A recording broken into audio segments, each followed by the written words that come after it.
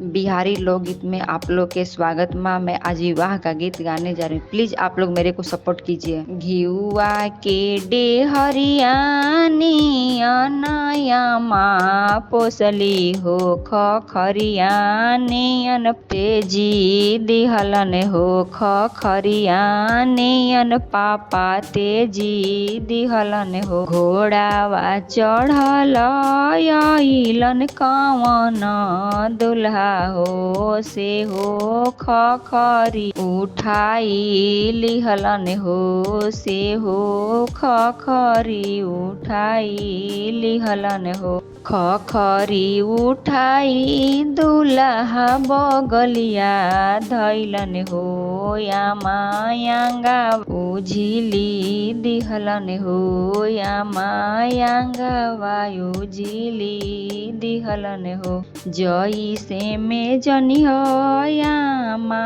यापन बचिया हो ओइसे जनी हो हमार धनी हो ओइसे जनी हो।